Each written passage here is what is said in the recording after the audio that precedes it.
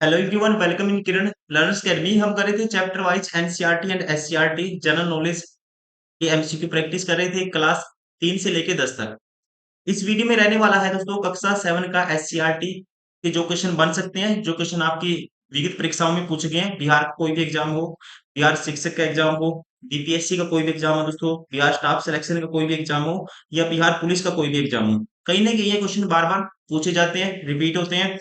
ठीक है, और सारे के सारे क्वेश्चन बेस्ड हैं एनसीईआरटी और एससीईआरटी के ऊपर बेस्ड। जैसे हमने कक्षा 7 के पिछली क्लास में प्रैक्टिस किए थे एनसीईआरटी बेस्ड क्वेश्चन, अब इस वीडियो में रहने वाले हैं एससीईआरटी के ऊपर बेस्ड सारे के सारे क्वेश्चन। ये आप टॉपिक भी देख पा रहे होंगे। ठीक है, इन्हीं टॉपिक से क्वेश्चन आपको इस वीडियो में मिलेंगे और इनको अध्याय वाइज हम कवर करेंगे। जैसे इसमें से जो इंपॉर्टेंट क्वेश्चन बनते हैं, जो क्वेश्चन बने हैं, पूछे गए हैं, वो सारे के अध्याय वाइज दोस्तों कवर करेंगे। एक अध्याय में 5-10 क्वेश्चन है, उसमें से 2-3 क्वेश्चन हमने उठाए हैं। ऐसे इस तरह से हम प्रैक्टिस कर रहे हैं सारे के सारे अध्याय में से वो क्वेश्चन उठा के हम आपको प्रैक्टिस करवा रहे हैं, जो आपके लिए बन सकते हैं, आपके एग्जाम में आपके लिए इंपॉर्टेंट है। तो चलिए स्टार्ट करते हैं ये वाली क्लास कक्षा 7 एससीईआरटी।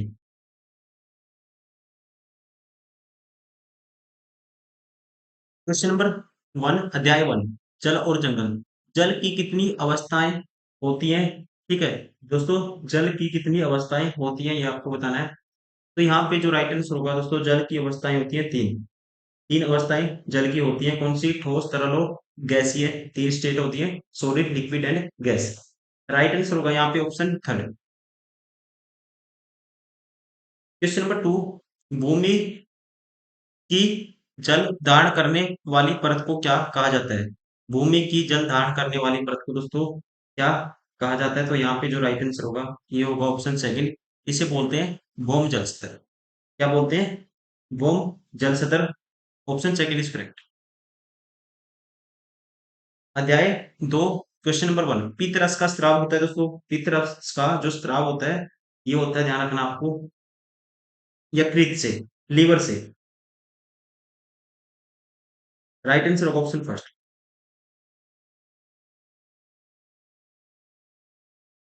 क्वेश्चन नंबर 3, मानव शरीर की सबसे बड़ी ग्रंथि होती है।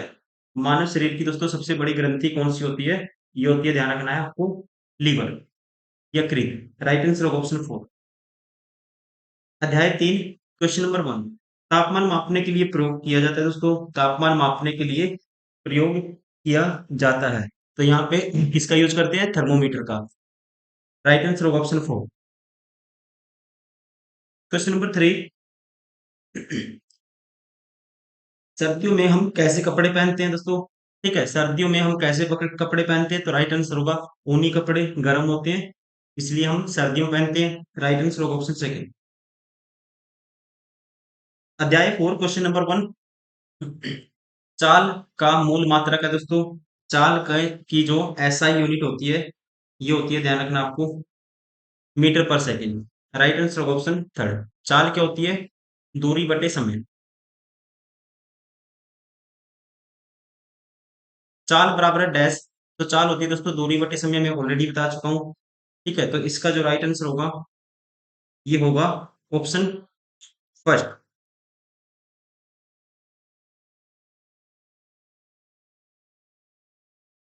अध्याय 5, क्वेश्चन नंबर 1, खाने के सोडे का रासायनिक नाम है दोस्तों। खाने के सोडे का जो केमिकल नेम आपको बताना है, तो ये होता है, ध्यान रखेंगे, राइट आंसर होगा इसका ऑप्शन सेकेंड, सोडियम बाइकार्बोनेट। ठीक है, इसे मीठा सोडा या खाने का सोडा बोलते हैं दोस्तों। किसको? बेकिंग सोडा को। सोडियम बाइकार्बोनेट को बेकिंग सोडा भी बोलते हैं। Option second is correct. और इसका जो फॉर्मूला होता है ये होता है NaHCO3। NaHCO3। Option second is correct. Question number 3, carbon dioxide का रासायनिक दोस्तों सूत्र है। तो कार्बन डाइऑक्साइड का आसान क्वेश्चन है बिल्कुल ही। रासायनिक सूत्र क्या होता है? CO2। अध्याय 6, क्वेश्चन नंबर 1, हरे पौधे जो अपना भोजन स्वयं बनाते हैं कहलाते हैं, तो इनको कहा जाता है, ठीक है, हरे पौधे जो अपना भोजन स्वयं बनाते हैं तो इनको कहा जाता है सपोषी। राइट आंसर होगा ऑप्शन 4। कीट बक्सी पौधा है, कीट बख्शी पौधा दोस्तों इनमें से क्या होगा ये आपको बताना है। तो ध्यान रखेंगे, एक पौधा जो अन्य जीवित वस्तुओं का उपभोग करता है उसे बोलते हैं गठपर्णी।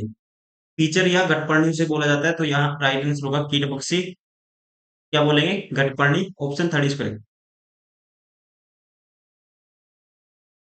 अध्याय 7, क्वेश्चन नंबर 1।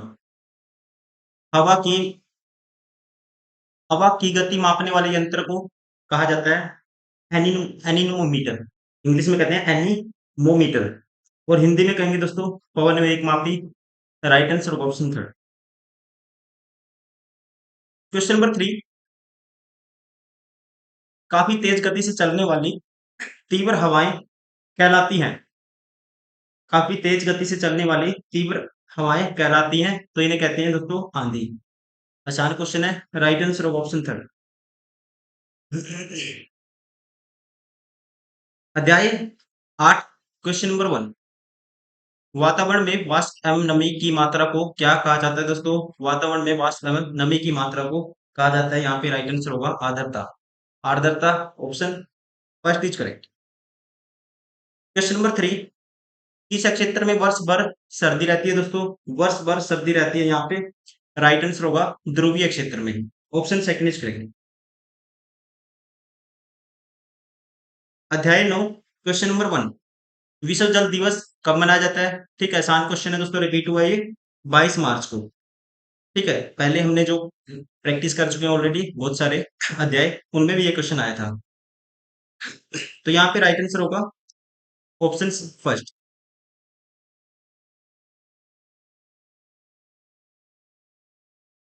Question number 3। अपशिष्ट जल है। अपशिष्ट जल है दोस्तों, अपशिष्ट जल कहा जाता है दूषित जल को। राइट आंसर होगा ऑप्शन थर्ड। पोल्यूटेड वाटर को क्या बोला जाता है? अपशिष्ट जल। अध्याय 10, क्वेश्चन नंबर 1। दो या दो से अधिक सेलों के संयोजन को क्या कहा जाता है दोस्तों? दो या दो से अधिक सेलों के संयोजन को कहा जाता है। राइट आंसर होगा option first, battery. Question number 3। Bulb का डैश तप्त होकर प्रकाश देता है दोस्तों। बल्ब का डैश तप्त होकर प्रकाश देता है, तो यहाँ पे जो राइट आंसर होगा ऑप्शन सेकंड, तंतु। बल्ब का तंतु तप्त होकर उसको गर्म होकर क्या देता है? प्रकाश देता है। क्वेश्चन नंबर 1, अध्याय 11। वायु उष्मा का डैश है दोस्तों। वायु उष्मा का क्या है आपको ये बताना है। तो वायु उष्मा का होता है, ध्यान रखना है, कुचालक। ठीक है, ध्यान रखेंगे, वायु जल प्लास्टिक ये सभी उष्मा के कुचालक होते हैं। Question number 3। हाथों या मशीनों द्वारा ऊनों को बुनकर ऊनी कपड़े तैयार करना कहलाता है, इस प्रोसेस को कहा जाता है बुनाई। राइट आंसर होगा ऑप्शन 4। अध्याय 12, क्वेश्चन नंबर 1। अम्ल नीले लिटमस को दोस्तों पत्थर को डैश में कर देता है। देखो अम्ल एसिड नीले को, तो आपको ध्यान रखना है, अम्ल जो कन्वर्ट करेगा ये करेगा नीले को लाल में। बी आर अम्बेडकर, ट्रिक है याद करने की। ठीक है, ब्लू को किस में कन्वर्ट करेगा? रेड में कन्वर्ट करेगा एसिड, और बेस में उल्टा हो जाएगा।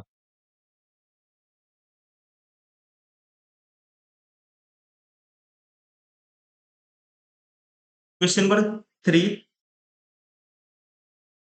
अम्ल का स्वाद कैसा होता है दोस्तों? एसिड का जो टेस्ट होता है ये होता है खट्टा। राइट आंसर होगा ऑप्शन थर्ड। अध्याय 13, क्वेश्चन नंबर 1। जल धारण क्षमता सबसे अधिक किस मिट्टी में दोस्तों होती है? जल धारण क्षमता सबसे अधिक होती है, ध्यान रखेंगे, राइट आंसर होगा चिकनी मिट्टी में। Option second is correct.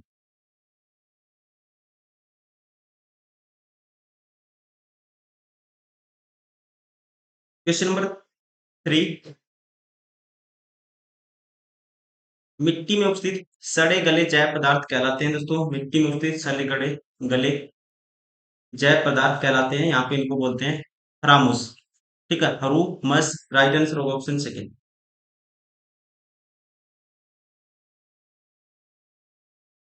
अध्याय 14, क्वेश्चन नंबर 1।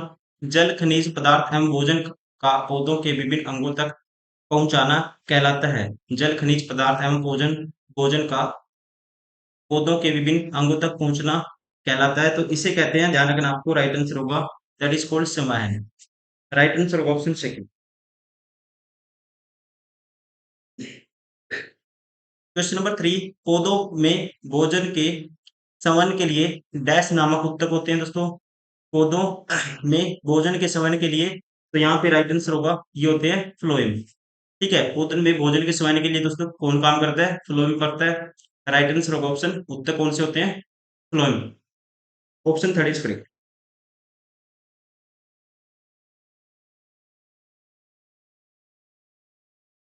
अध्याय 15 क्वेश्चन नंबर वन, मछली में श्वसन के लिए अंग है दोस्तों। मछली में श्वसन के लिए अंग होते हैं गलफड़े।